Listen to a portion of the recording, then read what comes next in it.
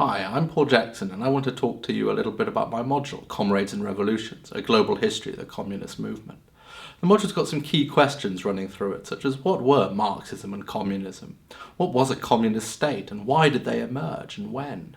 Also, what was the impact of communism on the 20th century more generally? We begin the module by looking at Marx's own ideas and the origins of communism, especially the 19th and early 20th centuries.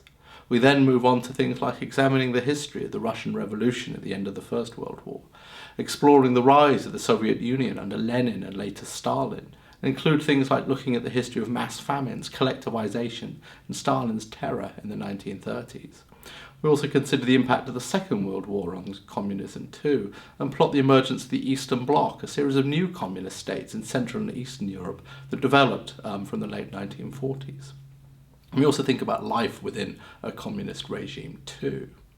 The module also looks at communism outside Europe, and we spend time examining Mao's version of communism in China from the 1950s to the 1970s.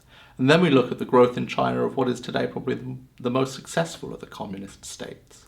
We also look at why communism developed in other Asian countries, including North Korea and Cambodia.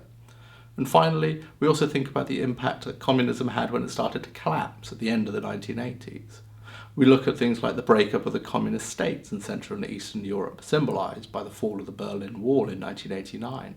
We look at things like glasnost and perestroika and the breakup of the Soviet Union under Mikhail Gorbachev.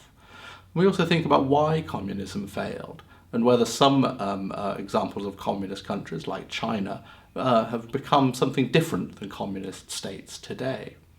So these are some of the things we look at on this module, and I look forward to talking through this history with you.